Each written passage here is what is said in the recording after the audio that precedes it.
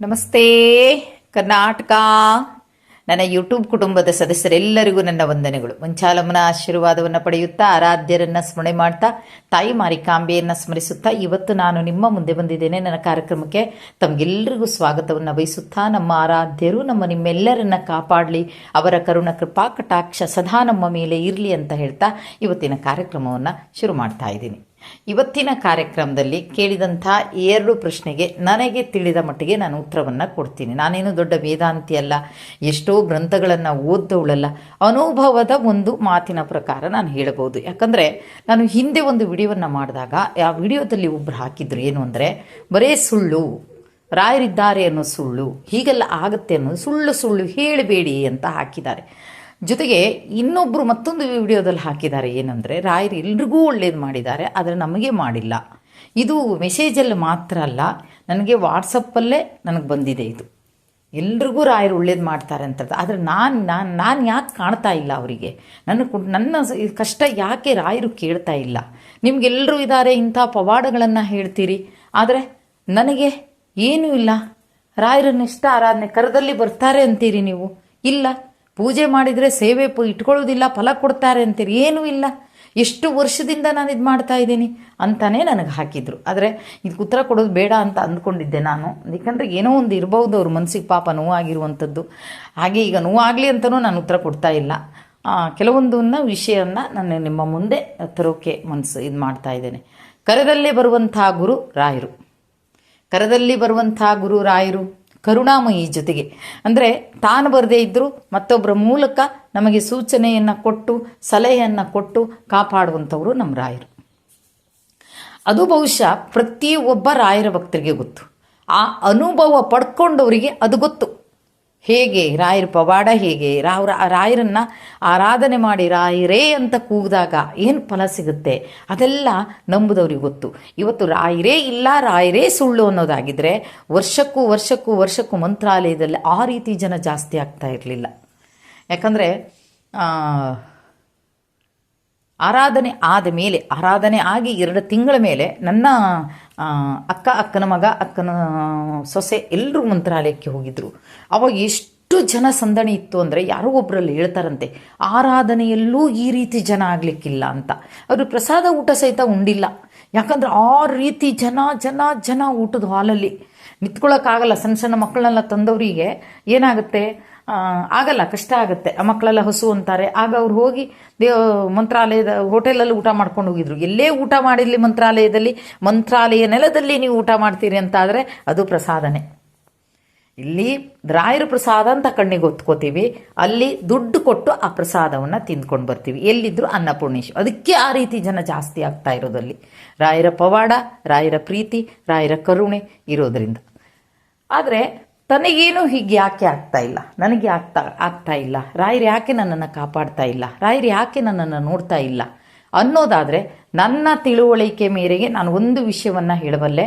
ನಾನಂದರೆ ಕೆಲವೊಂದು ವೈಯಕ್ತಿಕವಾಗಿ ಅರ್ಥ ಮಾಡ್ಕೋತೀನಿ. ಅಂದರೆ ಇವ್ರಿಗೆ ಹೀಗಾಯಿತು, ಈಗ ಯಾವುದೋ ಒಂದು ಕುಟುಂಬಕ್ಕೆ ಏನೋ ಆಯಿತು ಅಂದರೆ ಅದು ಲೆಕ್ಕ ಹಾಕ್ತೀನಿ, ಅಲ್ಲಿ ಹಿಂದೆ ಏನಾಗಿದೆ ಅವ್ರ ಮನೆಯಲ್ಲಿ ಅಂತ.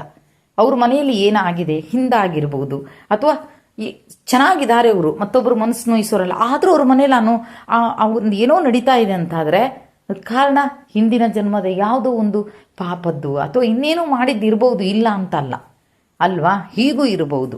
ಆ ರೀತಿಯೆಲ್ಲ ಸ್ವಲ್ಪ ಲೆಕ್ಕವನ್ನು ಹಾಕುವಂಥವಳು ನಾನು. ಹಾಗಾಗಿ ನಾನು ಒಂದನ್ನು ಹೇಳಬಲ್ಲೆ ನಿಮಗೆ, ರಾಯರನ್ನ ಪೂಜೆ ಮಾಡ್ತೀವಿ, ನಮಗೇನು ಸಿಕ್ಕಲ್ಲ ಅಂದರೆ ದಯವಿಟ್ಟು ಒಮ್ಮೆ ಗ್ರಹ ದೋಷ ಇದೆಯಾ ಅಂತ ನೋಡ್ಕೊಳ್ಳಿ. 1. 2ನೇದು, ನಿಮಗೆಲ್ಲಾದರೂ ಸ್ತ್ರೀ ದೋಷ ಇದೆಯಾ ಅದನ್ನು ನೋಡ್ಕೊಳ್ಳಿ. 3ನೇದು ಏನು ಅಂದರೆ, ತಂದೆ ತಾಯಿಯನ್ನು ಚೆನ್ನಾಗಿ ನೋಡ್ಕೊಳ್ಳದೆ ಅವರನ್ನೇನಾದರೂ ನೋಯಿಸಿ ಅವರೇನಾದರೂ ಬಿಸಿ ಉಸಿರನ್ನು ಬಿಟ್ಟಿದ್ದಾರಾ ಅಂದರೆ, ಕಷ್ಟ ನನ್ನ ಮಗನಿಂದ, ನನ್ನ ಸೊಸೆಯಿಂದ, ನನ್ನ ಅವರಿಂದ, ನನ್ನ ಇವರಿಂದ ಅಂತ ಏನಾದರೂ ಆಗಿದೆಯಾ, ಅಥವಾ ಪಿತೃಗಳಿಗೆ ಸರಿಯಾಗಿ ನಡ್ಕೋತಾ ಇಲ್ವಾ, ಇದನ್ನೆಲ್ಲ ಸ್ವಲ್ಪ ನೀವು ತಿಳ್ಕೊಳ್ಳಿ. ಅಥವಾ ನಿಮಗೆ ಕುಲದೇವರ ಶಾಪ ಇದೆಯಾ, ಸ್ತ್ರೀ ಶಾಪ ಇದೆಯಾ ಅನ್ನೋದನ್ನು ಮೊದಲು ನೋಡ್ಕೊಳ್ಳಿ. ಯಾಕಂದರೆ ಯಾವ ಶಾಪ ಇದ್ದರೂ ಅದಕ್ಕೆ ಸ್ವಲ್ಪ ಇದಿದೆಯಂತೆ, ಅದರಲ್ಲೂ ಸ್ತ್ರೀ ಶಾಪ ಇದ್ದರೆ ತುಂಬ ಕಷ್ಟ ಇದೆ. ಅಂದರೆ ನಾನೇನೂ ಮಾಡಿಲ್ಲ, ಆದರೆ ನನ್ನ ಇವರು ಮಾಡಿರ್ಬೋದು, ನನ್ನ ಜೊತೆಗಿರುವವರು, ನನ್ನ ಇದು ಹೇಳ್ತೀವಲ್ವ, ಗಂಡ ಹೆಂಡತಿ ಮಕ್ಕಳು ಹಿಂಗೆ ಹೇಳ್ತೀವಲ್ವ, ಈ ರೀತಿಯಾರೇ ಆಗಿರ್ಬೋದು, ಅಥವಾ ಕುಟುಂಬ ವತಿಯಿಂದ ಬಂದಿದೆಯಾ. ಯಾಕೆ ಹೇಳ್ತಾ ಇದ್ದೀನಿ ಅಂದರೆ, ಇದೊಂದು ವಿಷಯನ ನಿಮ್ಮ ಗಮನಕ್ಕೆ ನಾನು ಇವತ್ತು ತರ್ತೀನಿ. ನಾನು ಮೊನ್ನೆ ಒಂದು ಹೆಣ್ಣುಮಗಳ ವಿಡಿಯೋನ ಹಾಕಿದ್ದೀನಿ. ಮಂತ್ರಾಲಯಕ್ಕೆ ಹೋದಾಗ ಅವಳು ಡೇಟ್ ಆಗ್ತಾಳೆ. ಅವರು ರಾಯರ ಭಕ್ತರು, ತುಂಬ ರಾಯರ ಭಕ್ತರು. ಆದರೆ ಅವರು ಎಷ್ಟೇ ರಾಯರ ಭಕ್ತರಂದ್ರು ಮಾಡಿದಂಥ ಕೆಲಸ ಏನು ಅಂದ್ಕೋತಾರೆ, ಎಲ್ಲ ಬಿದ್ದು ಹೋಗ್ತಾ ಇದೆ ಅವರಿಗೆ, ಬಿದ್ದು ಹೋಗ್ತಾ ಇದೆ. ನಂಗೆ ಕಾಲ್ ಮಾಡ್ತಾ ಇದ್ದಾರೆ, ಅಮ್ಮ ಹಿಂಗಾಗ್ತಾ ಇದೆ ಅಂದರೆ ಏನು ಸಜೆಷನ್ ಕೊಡೋಕೆ ಬರಲ್ಲ. ಯಾಕಂದರೆ ಸೇವೆಗಳ ಬಗ್ಗೆ ಹೇಳ್ಬೋದು ಬಿಟ್ಟರೆ ಅಲ್ಲಿ ಏನಾಗ್ತಾ ಇದೆ ಅದಕ್ಕೆ ನಾವು ಇದಲ್ಲ. ಆಮೇಲೆ ಗೊತ್ತಾಗುತ್ತೆ ಅವರಿಗೆ ಅದು ಏನು ತೊಂದರೆ ಆಗಿದೆ ಅಂದರೆ ಅವರು ಕುಲದೇವರಿಗೆ ಹೋಗ್ತಾ ಇಲ್ಲ. ಆಗ ಎಲ್ಲೋ ಒಂದು ಸೂಚನೆ ಕೊಡ್ತಾರೆ. ಆವಾಗಲೂ ಅನ್ನೋದೊಂದೇ ಮಾತು, ರಾಯರು ಕೊಟ್ಟಿರೋ ಸೂಚನೆ ಅದು ಅಂತ. ನಾವು ಇಷ್ಟು ವರ್ಷ ಕಷ್ಟಪಡೋದಿತ್ತೇನೋ, ಅದಕ್ಕೆ ಈ ರೀತಿ. ಆಮೇಲೆ ಕುಲದೇವರಿಗೆ ಇಡೀ ಮನೆ ಅಕ್ಕ ತಂಗಿ ಮಕ್ಕಳು ಮರಿ ಎಲ್ಲರೂ ಕುಲದೇವರಿಗೆ ಹೋಗಿ ಹಣ್ಣು ಕಾಯನ್ನು ಒಪ್ಪಿಸಿ ಹರಕೆಯನ್ನು ಮಾಡಿ ವರ್ಷಕ್ಕೊಂದ್ಸಲ ನಿನ್ನ ಸನ್ನಿಧಾನಕ್ಕೆ ಬರ್ತೇವೆ ಅಂತ ಹೇಳಿ ಬಂದರು. ಅಲ್ಲಿಗೆ ಕುಲದೇವರ ಶಾಪ ಇದೆ ಅಂತ ಆಯ್ತಲ್ವಾ. ಕುಲದೇವರ ಶಾಪ ಇದೆ, ಸ್ತ್ರೀ ಶಾಪ, ಇದೆಲ್ಲ ರೀತಿಯ ಶಾಪಗಳು ಇದ್ದಾಗ ಬಹುಶಃ ನಾವು ಮಾಡಿದಂಥ ಯಾವುದೇ ಪೂಜೆಗಳು ಫಲ ಕೊಡೋದಿಲ್ಲ.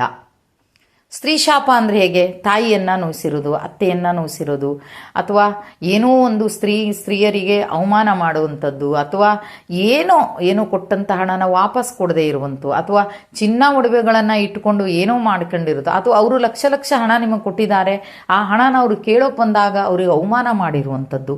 ಆ ರೀತಿ ಈಗ ಏನು ಕಮೆಂಟ್ ಹಾಕಿದ್ದಾರೆ ಅವ್ರ ಜೀವನದಲ್ಲಿ ಇದೆಲ್ಲ ಇದೆ ಅಂತ ಖಂಡಿತ ಹೇಳ್ತಾ ಇಲ್ಲ ನಾನು, ಬೇಜಾರು ಮಾಡ್ಕೋಬೇಡಿ. ಆದರೆ ಕೆಲವೊಂದು ಏನೋ ಒಂದು ದೋಷ ಇರಬೇಕು. ಆ ದೋಷಗಳು ನಮ್ಗೆ ಹೇಗೆ ಬರುತ್ತೆ ಅಂತ ಗೊತ್ತಿಲ್ಲ. ಹಾಗಾಗಿ ನಾನು ಹೇಳುವಂಥದ್ದು ಏನು ಅಂದರೆ, ದಯವಿಟ್ಟು ನುರಿತ ಜ್ಯೋತಿಷ್ಯರನ್ನು ಒಮ್ಮೆ ಕಾಂಟ್ಯಾಕ್ಟ್ ಮಾಡಿ. ನಮ್ಗೆ ಯಾಕೆ ಹಿಂಗೆ ಆಗ್ತಾ ಇದೆ, ನನ್ನ ಮನೇಲಿ ದೇವ್ರ ಪೂಜೆ ಮಾಡ್ತಾ ಇದ್ದೀನಿ, ಎಲ್ಲ ಮಾಡ್ತಾ ಇದ್ದೀನಿ, ಆದರೆ ನನಗೆ ಯಾಕೆ ಫಲ ಕೊಡ್ತಾ ಇಲ್ಲ, ಏನಾಗ್ತಾ ಇದೆ, ನನ್ನ ಮನೇಲಿ ಏನು ತೊಂದರೆ ಇದೆ ಅನ್ನೋದನ್ನು ನೀವು ಜ್ಯೋತಿಷ್ಯರ ಹತ್ರ ಕೇಳಿ. ನಾನು ವಾಟ್ಸಪ್ಪಲ್ಲಿ ಹಾಕಿದಂಥ ಹೆಣ್ಣುಮಗಳಿಗೆ ಹೇಳಿದ್ದೆ, ಕಂದ ನೀನು ಒಂದ್ಸಲ ಜ್ಯೋತಿಷ್ಯರನ್ನು ನೋಡು, ಒಳ್ಳೆ ಜ್ಯೋತಿಷ್ಯರನ್ನು ನೋಡು. ಹೇಗೇಗೋ ಕವಡೆ ಹಾಕಿ, ಅಂದರೆ ಕೆಲವರೆಲ್ಲ ಈ ಸಣ್ಣ ಪುಟ್ಟ ಇದು ಮಾಡಿ ಏನೋ ಹೆದರಿಸಿ ಮಾಡುವಂಥವ್ರು ಇರ್ತಾರೆ, ಅಂಥದ್ದೆಲ್ಲ ಬೇಡ. ಒಳ್ಳೆ ಜ್ಯೋತಿಷ್ಯರು ಅಂದರೆ ಒಳ್ಳೆ ಜ್ಯೋತಿಷ್ಯರಿದ್ದಾರೆ ಅಂತ ಹೇಳುವಂಥ ಒಂದು ಇದಕ್ಕೆ ಹೋಗಿ ವಿಚಾರಿಸಿದಾಗ ಅಲ್ಲಿ ದೋಷಗಳು ಏನಿರುತ್ತೆ ಅದನ್ನು ಕೇಳ್ಕೊಳ್ಳಿ. ಆ ದೋಷಗಳಿಗೆ ನೀವು ಬಹುಶಃ ನಿಮಗೆ ಯಾರಿಗೂ ಸಾಧ್ಯ ಆಗದೇ ಇದ್ರೆ, ನಾನು ಅಂದ್ಕೊಂಡ ರೀತಿಯಲ್ಲಿ ನಿಮಗೆ ಆ ರೀತಿ ದೋಷಗಳು ಇದೆ ಅಂತ ಜಾತಕದಲ್ಲಿ ಏನಾದರೂ ಕಂಡು ಬಂದರೆ ದಯವಿಟ್ಟು ನೀವು 2 ಚಾನಲ್ನಿಗೆ ಮೆಸೇಜ್ ಹಾಕಿ. ಅದರಲ್ಲಿ ನಿಮಗೆ ಉತ್ತರ ಸಿಗುತ್ತೆ. ನಿಮಗೆ ಸ್ತ್ರೀ ದೋಷ ಇದೆಯಾ, ಗ್ರಹ ದೋಷ ಇದೆಯಾ, ಪಿತೃದೋಷ ಇದೆಯಾ, ಯಾವ ದೋಷ ಇದೆ, ಆ ದೋಷನ ವೀಣಾ ಜೋಶಿ ಮತ್ತು ವೀಣಾ ಪರಿಮಳಾಚಾರ್ಯರ ಕಮೆಂಟ್ ಬಾಕ್ಸಲ್ಲಿ ಹಾಕಿ ನಿಮಗೆ ಉತ್ತರ ಪಟ್ಟ ಕೊಡ್ತಾರೆ. ಅವರು ಕೊಡೋದು ಲೇಟ್ ಆಗ್ಬೋದು ಸ್ವಲ್ಪ, ಆದರೆ ಅದಕ್ಕೆ ಪರಿಹಾರ ಏನು ಅಂತ ತಿಳಿಸ್ತಾರೆ. ಯಾಕಂದರೆ ನಾವು ಜ್ಯೋತಿಷ್ಯರಲ್ಲ, ನಾವು ಬ್ರಾಹ್ಮಣರೇ ಅದನ್ನು ಕಲ್ತಿರ್ತಾರೆ. ಈಗ ಎಲ್ಲರೂ ಜ್ಯೋತಿಷ್ಯ ಕಲಿತಾರೆ ಬಿಡಿ, ಅದಕ್ಕಲ್ಲ. ಕೆಲವೊಂದು ಜ್ಯೋತಿಷ್ಯದ ರೀತಿ ನಿಯಮಗಳನ್ನು ಅವ್ರಿಗೆ ಗೊತ್ತಿರುತ್ತೆ. ನಾವೀಗ ಅವ್ರ ಕಾರ್ಯಕ್ರಮ ಎಲ್ಲ ನೋಡ್ತೀವಲ್ವ, ಅವ್ರು ಮಾಡಿದಂಥ ಕಾರ್ಯಕ್ರಮ, ಅವ್ರು ಮಾಡಿದಂಥ ಮಂತ್ರಗಳು ನಮಗೆ ಪಟ ಹೇಳಕ್ಕೆ ಬರಲ್ಲ. ಸಂಕಲ್ಪ ಮಂತ್ರ ನಮಗೆ ಬರಲ್ಲ ಅಲ್ವಾ. ನಾವು ಅವರು ಹೇಳಿದ್ದನ್ನು ರೆಕಾರ್ಡ್ ಹಾಕ್ಕೊಂಡು ಕೇಳ್ತೀವಿ ಅಷ್ಟೇ.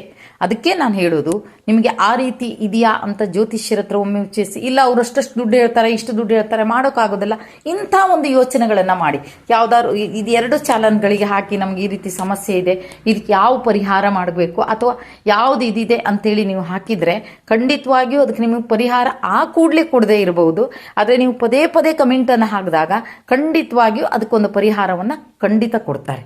ಇದು ಮಾತ್ರ ಖಂಡಿತ. ಹಾಗಾಗಿ ನಾನು ಕೇಳ್ಕೊಳ್ಳಿ, ಯಾಕೆ ನನಗೆ ಹೀಗೆ ಆಗ್ತಾ ಇದೆ, ನಾನು ಇಷ್ಟು ಮಾಡಿದರೂ ಯಾಕೆ ನನಗೆ ಹಿಂಗೆ ಆಗ್ತಾ ಇಲ್ಲ, ಅದ್ರ ಬಗ್ಗೆ ಯೋಚನೆಯನ್ನು ಮಾಡಬೇಕು ನಾವು. ಆ ಯೋಚನೆಯನ್ನು ಮಾಡಿದಾಗ ಬಹುಶಃ ನಮಗೆ ರಾಯರೇನೋ ಒಂದು ಒಳ್ಳೆ ದಾರಿಯನ್ನು ತೋರಿಸ್ತಾರೆ. ನೀನು ಈ ಕಡೆಯಿಂದ ಹೋಗು, ಈ ಕಡೆಯಿಂದ ಹೋಗೋದ್ರಿಂದ ನಿನಗೆ ಒಳ್ಳೇದಾಗುತ್ತೆ ಅಂತ ಹೇಳ್ತಾರೆ ಅನ್ನೋದನ್ನು ನಾವು ಮನಸ್ಸಲ್ಲಿ ಇಟ್ಕೋಬೇಕು. ನನಗೆ ಬೇಜಾರಾಯಿತು ಪಾಪ, ನನಗೆ ಸಿಟ್ಟು ಬಂದಿಲ್ಲ. ಅವರ ಕಮೆಂಟೆಲ್ಲ ಹಾಕಿದ್ದಕ್ಕೆ ನಂಗೆ ಸಿಟ್ಟು ಬಂದಿಲ್ಲ, ಬೇಜಾರಾಯಿತು ನನಗೆ. ಅಯ್ಯೋ ಪಾಪ, ಏನು ಅಂದ್ಕೊಂಡು ರಾಯರನ್ನ ಪೂಜೆ ಮಾಡ್ತಾ ಇದ್ರೇನೋ ಪಾಪ. ಇದು ಸಿಕ್ಕದೇ ಇದ್ದಾಗ ಅಷ್ಟೇ ಹೇಳ್ತಾರೆ ಅಂದರೆ ಅವರು ಸಿಟ್ಟಿಗೆ ಹೇಳುವಂಥದ್ದಲ್ಲ, ಅಷ್ಟೇ ಹೇಳ್ತಾರೆ ಅಂತ ಆದರೆ ಅವ್ರಿಗಷ್ಟು ನೋವಾಗಿದ್ದಕ್ಕೆ ಅವ್ರು ಇದನ್ನೆಲ್ಲ ಕೇಳಿದಾಗ ಹೇಳಿಬಿಡ್ತಾರೆ ಪಾಪ. ಅದು ಏನೂ ಮಾಡೋಕ್ಕಾಗಲ್ಲ, ನಮ್ಗೆ ಗೊತ್ತಾಗುತ್ತೆ ಅದು ಹೇಗೆ ಅಂತ. ಯಾಕಂದರೆ ನಾವು ನೋಡಿದ್ದೀವಿ ಅದನ್ನೆಲ್ಲ. ಎಷ್ಟೋ ದೇವ್ರ ಪೂಜೆ ಮಾಡ್ತೀವಿ, ಅದು ಮಾಡ್ತೀವಿ, ಇದು ಮಾಡ್ತೀವಿ, ಆದರೆ ನಮಗೆ ಫಲ ಸಿಗೋದಿಲ್ಲ ಅಂತ ಅನಿಸಿದ್ದು ಎಷ್ಟೋ ಸಲ ಇದೆ ಅಲ್ವಾ. ಯಾವ ಮಂತ್ರ ಹೇಳಿ ನೀವು 108 ಹೇಳಿ, 1008 ಹೇಳಿ, ಯಾವುದೇ ಹೇಳಿದ್ರು ಪರಿಹಾರ ಸಿಗಲ್ಲ. ಅವಾಗೇನಾಗುತ್ತೆ ಅಂಥದ್ದನ್ನು ವಿಚಾರಿಸೋಕ್ಕೋಸ್ಕರ ದಯವಿಟ್ಟು ನಮ್ಮ ಜಾತಕನೋ ಅಥವಾ ಒಳ್ಳೆ ರೀತಿಯಲ್ಲಿ ಕವಡೆ ಹಾಕಿ ಹೇಳುವಂಥವ್ರ ಹತ್ರನೋ ಹೋಗಿ ಒಂದ್ಸಲ ವಿಚಾರಿಸಿದಾಗ ಗೊತ್ತಾಗುತ್ತೆ ನಿಮಗೆ ಇಂತಿಂಥ ದೋಷಗಳಿದೆ, ಹೀಗಿದೆ, ಹಾಗಾಗಿ ಅಂತ. ನಾನು ಒಂದು ವಿಷಯ ಹೇಳಲಿಕ್ಕೆ ನಿಮ್ಗೆ ಇಷ್ಟಪಡ್ತೀನಿ. ಹೊರದೇಶದಲ್ಲಿ ಇರುವಂಥ ಒಬ್ಬ ಹುಡುಗ ಪಾಪ, ಅವನು ಹೊರದೇಶದಲ್ಲಿ ಇದ್ದಾನೆ ಅಷ್ಟೇ, ಮತ್ತೇನಿಲ್ಲ, ಅಲ್ಲಿ ದುಡಿಮೆನೂ ಅವನು ಕೈ ಹತ್ತಲ್ಲ, ಮನೆಯಲ್ಲೂ ಏನು ಏಳಿಗೆ ಇಲ್ಲ. ಅವನು ಮಾಡಿದಂತಹ ಕೆಲಸ ಏನೋ ಒಂಥರ, ಅವನು ಇದನ್ನು ಕೇಳಿದಾಗಂತೂ ನನಗೆ ತುಂಬ ಬೇಜಾರಾಯಿತು, ಯಾರಿಗೂ ಆಗಿಲ್ವೇನೋ ಅಂತ. ಆಗ ಏನೇ ಆಗಲಿ ಆ ಒಂದು ಕಂದಮ್ಮನಿಗೋಸ್ಕರ ಅವನ ಜಾತಕವನ್ನು ತಗೊಂಡು ನಮ್ಮೂರಲ್ಲಿ ಹೋಗ್ತೀನಿ ನಾನು. ಹೋದಾಗ ಈ ರೀತಿ ಜಾತಕ ಯಾರದ್ದೂ ಇರೋದಿಲ್ಲ ಅಂದರು ಅವರು. ಆಶ್ಚರ್ಯ ನೋಡಿ ಪಾಪ, ಎಷ್ಟು ರಾಯರ ಪೂಜೆ ಮಾಡ್ತಾನೆ, ಎಷ್ಟು ಸುಬ್ರಹ್ಮಣ್ಯ ಶ್ಲೋಕಗಳನ್ನು ಹೇಳ್ತಾನೆ, ಎಲ್ಲನೂ ಮಾಡುವಂಥ ಅಂಥದ್ದು. ಹೊರದೇಶದಲ್ಲಿ ಇದ್ದು ಕಷ್ಟ ಇದೆ ಅಂತ ಹೇಳೋದು ತುಂಬ ಕಡಿಮೆ ನಾವು ಕೇಳಿರೋದು ಅಲ್ವಾ. ಕೇಳಿದರೆ ಹೇಳ್ತೀವಿ, ಹೊರದೇಶದಲ್ಲಿ ಇದ್ದಾನೆ ಬಿಡ್ರಿ, ಅವನು ಕೆಲಸ ಮಾಡ್ತಾನೆ, ದುಡ್ಡು ಸಂಬಳ ಏನು ಕಡಿಮೆನಾ, ಚಿನ್ನ ಅಂತವ್ರು ಎಷ್ಟು ಹಾಕ ಬಂದರೂ ಹಾಕ ಬರ್ಬೋದು ಅಂತ ಹಾಗೆ ಅಂದ್ಕೊಳ್ಳೋದು ಸುಳ್ಳು ನಾವು. ಆಗ ಅದು ಅವನಿಗೆ ಯಾವ ಪೂಜೆನೂ ಇಲ್ಲ. ಕೊನೆಗಿರುವ ಪೂಜೆ ಯಾವುದು ಅಂದರೆ ಒಂದೇ ಒಂದು ಪೂಜೆ, ಅದು ಮಾಡಿಸೋದು ಇಲ್ಲವಂತೆ ಯಾರು. ಎಂತೋ ಯಾವುದೋ ಒಂದು ಗುರುಗಳ ಹೆಸರನ್ನು ಹೇಳ್ತಾರೆ, ದೇವತೆ ಗುರುಗಳು, ಬೃಹಸ್ಪತಿನೂ ಅಲ್ಲ, ಬೃಹಸ್ಪತಿ ಅಲ್ಲದೆ ಇನ್ನೊಂದು ಗುರುಗಳ ಹೆಸರನ್ನು ಹೇಳ್ತಾರೆ. ಆ ಗುರುವಿನಿಂದ ಮಾತ್ರ ಅಷ್ಟೂ ಗ್ರಹಗಳನ್ನು ಕಂಟ್ರೋಲ್ ಮಾಡುವಂಥ ಶಕ್ತಿ ಇರೋದು ಅಂದ್ರವ್ರು. ಅದು ಎಷ್ಟು ಗಂಟೆ ರಾತ್ರಿ ಬೆಳಿಗ್ಗೆ ಮಾಡಬೇಕು, ಸೂರ್ಯೋದಯ ಆಗೋದ್ರೊಳಗೆ ಆ ಹೋಮ ಮುಗ್ದಿರ್ಬೇಕಂತೆ. ಸೂರ್ಯೋದಯ ಆಗೋದ್ರೊಳಗೆ ಹೋಮ ಮಾಡೋದು ಎಂತೂ ಏನೋ ಅಂದರು, ನಂಗೆ ಅದು ಗೊತ್ತಾಗಿಲ್ಲ, ನಂಗೆ ನೆನಪು ಹೋಯ್ತದು. ಆ ಗುರುಗಳು, ಬೃಹಸ್ಪತಿನೂ ಅಲ್ಲ, ಆ ಗುರುಗಳಿಗೆ ಮಾತ್ರ ಅದಷ್ಟು ಗ್ರಹಗಳನ್ನು ಕಂಟ್ರೋಲ್ ಮಾಡುವಂಥ ಶಕ್ತಿ. ಆ ಒಂದು ಹೋಮ ಮಾಡಿದರೆ 100ರಲ್ಲಿ ಒಂದು 50-60% ಸರಿ ಆಗ್ತಾರೆ ನೋಡಿ. ಪಾಪ ಪೂಜೆ ಮಾಡಿಲ್ವಾ, ರಾಯರನ್ನ ನಂಬಿಲ್ವಾ, ರಾಯರನ್ನ ಕೊಂಡಾಡಿಲ್ವಾ, ಎಲ್ಲ ಮಾಡ್ತಾ ಇದ್ದಾನೆ. ಹೊರದೇಶದಲ್ಲಿದ್ದರೂ ಎಲ್ಲವನ್ನ ಮಾಡ್ತಾ ಇದ್ದಾನೆ ಆ ಹುಡುಗ. ಆದರೆ ಯಾವುದು ಕೈ ಹತ್ತುತ್ತಾ ಇಲ್ಲ. ತುಂಬ ನೋವಿಂದ ಹೇಳ್ಕೊಂಡಿದ್ದಾನೆ ನನ್ನ ಹತ್ರ. ಆಗ ನಾನು ಅವನ ಕಷ್ಟ ನೋಡೋಕ್ಕಾಗದೆ ಹೋದಾಗ ಜಾತಕ ನೋಡಿದವ್ರು ಹೇಳ್ತಾರೆ, ಹೇಗೆ ಅಪ್ ಟು ಡೇಟ್ ಇದೆ ಕರೆಕ್ಟ್ ಹಾಗೆ ಹೇಳಿದ್ದಾರೆ. ನಮಸ್ತೆ ಕರ್ನಾಟಕ, ನನ್ನ ಯೂಟ್ಯೂಬ್ ಕುಟುಂಬದ ಸದಸ್ಯರೆಲ್ಲರಿಗೂ ನನ್ನ ವಂದನೆಗಳು. ಮಂಚಾಲಮ್ಮನ ಆಶೀರ್ವಾದವನ್ನು ಪಡೆಯುತ್ತಾ, ಆರಾಧ್ಯರನ್ನ ಸ್ಮರಣೆ ಮಾಡ್ತಾ, ತಾಯಿ ಮಾರಿಕಾಂಬೆಯನ್ನ ಸ್ಮರಿಸುತ್ತಾ ಇವತ್ತು ನಾನು ನಿಮ್ಮ ಮುಂದೆ ಬಂದಿದ್ದೇನೆ. ನನ್ನ ಕಾರ್ಯಕ್ರಮಕ್ಕೆ ತಮಗೆಲ್ಲರಿಗೂ ಸ್ವಾಗತವನ್ನು ಬಯಸುತ್ತಾ, ನಮ್ಮ ಆರಾಧ್ಯರು ನಿಮ್ಮೆಲ್ಲರನ್ನ ಕಾಪಾಡಲಿ, ಅವರ ಕರುಣ ಕೃಪಾ ಕಟಾಕ್ಷ ಸದಾ ನಮ್ಮ ಮೇಲೆ ಇರಲಿ ಅಂತ ಹೇಳ್ತಾ ಇವತ್ತಿನ ಕಾರ್ಯಕ್ರಮವನ್ನು ಶುರು ಮಾಡ್ತಾ ಇದ್ದೇನೆ. ನಾನು ಇವತ್ತು ಮಾಡಿದಂತಹ ವಿಡಿಯೋದಲ್ಲಿ ಅದು ಅರ್ಧಕ್ಕೆ ಆಗ್ಬಿಟ್ಟಿದೆ, ಹಾಗಾಗಿ ನಾನು ಮತ್ತೊಂದು ವಿಡಿಯೋವನ್ನು ಮಾಡ್ತಾ ಇದ್ದೀನಿ. ನಾನು ಹೊರದೇಶದಲ್ಲಿರುವಂಥ ಹುಡುಗನ ಬಗ್ಗೆ ಹೇಳ್ತಾ ಇದ್ದೆ ನಾನು. ಹಾಗಾಗಿ ನಾನು ಹೇಳುವಂಥದ್ದು ಆ ಹುಡುಗನಿಗೆ ಅದು ನಾನು ಹೇಳಿದ ಮೇಲೇನೆ ಪಾಪ ಅರ್ಥ ಆಗಿದ್ದಕ್ಕಿಂತ ಹೆಚ್ಚು ಜಾತಕವನ್ನು ನೋಡಿದವರೇ ಹೇಳ್ತಾರೆ ನನಗೆ, ಹೀಗೆ ಇದೆ, ಹೀಗೆ ಇದೆ, ಹೀಗೆ ಇದೆ, ಹೀಗೆ ಇದೆ ಅಂತ. ಏನು ಆ ಹುಡುಗ ಪಾಪ ನನ್ನ ಹತ್ರ ಹೇಳ್ಕೊಂಡಿದ್ದಾನೆ ಅದು ಹಾಗೆ ಇದೆ, ಅದರಲ್ಲಿ ಏನು ಹೆಚ್ಚು ಕಡಿಮೆ ಇಲ್ಲ. ಆಗ ಇದೊಂದನ್ನು ಮಾಡಿ, ಇದೊಂದೇ ಅವನ ಜಾತಕಕ್ಕೆ ಪರಿಹಾರ. ಯಾವುದೇ ಪೂಜೆಗಳು ಮಾಡಿದ್ರು ಸಹಿತ ಅದಕ್ಕೆ ಫಲ ಕೊಡೋಕೆ ಗ್ರಹಗಳು ಬಿಡ್ತಾ ಇಲ್ಲ. ಅವನು ಪೂಜೆ ಪುರಸ್ಕಾರ ಮಾಡ್ತಾನೆ ನಿಜ, ಇಲ್ಲ ಅಂತಲ್ಲ. ನಾನು ಹೇಳಿದೆ ರಾಯರ ಭಕ್ತ ಅವನು ಅಂತ ಅಂದೆ. ಇರಬಹುದಮ್ಮ, ರಾಯರ ಭಕ್ತರು ಇದು ಗುರುಗಳನ್ನೇ ಮೀರಿಸುವಂಥ ಗುರುಗಳ ಪೂಜೆಯನ್ನು ಮಾಡಬೇಕು. ಅವನು ಆ ಹೋಮ ಮಾಡಬೇಕು. ಆ ಹೋಮ ಮಾಡೋದಿದ್ರು ಬೆಳಿಗ್ಗೆ ಸೂರ್ಯೋದಯದ ಒಳಗಡೆ ಆ ಹೋಮ ಮುಗಿಬೇಕು ಅಂತ ಅಂದರು ನೋಡಿ. ಯಾಕೆ? ಅವನು ರಾಯರನ್ನ ಪೂಜೆ ಮಾಡಿದಾನಲ್ವಾ, ಕೊನೆಗೂ ಅವನಿಗೆ ಸದ್ಯಕ್ಕೆ ಪರಿಹಾರಕ್ಕೆ ಒಂದು ಸುಬ್ರಹ್ಮಣ್ಯ ಸ್ತೋತ್ರವನ್ನು ಅಥವಾ ಸುಬ್ರಹ್ಮಣ್ಯ ಜಪವನ್ನು ಮಾಡಲಿಕ್ಕೆ ಹೇಳಿ ಅಂದಿದ್ದಾರೆ. ಅದೇ ಪ್ರಕಾರ ಪಾಪ ಮಾಡ್ತಾನೆ ಇದ್ದಾನೆ. ಪಾಪ ನಾನು ಅಲ್ಲಿಗೆ ಹೋಗಿರುವಂಥ ಪಾಪ ಸುಮಾರು ದೂರ ಹೋಗಬೇಕು, ರಿಕ್ಷಾ ಮಾಡ್ಕೊ ಹೋಗಬೇಕು ಆ ಒಂದು ಹಳ್ಳಿಗೆ.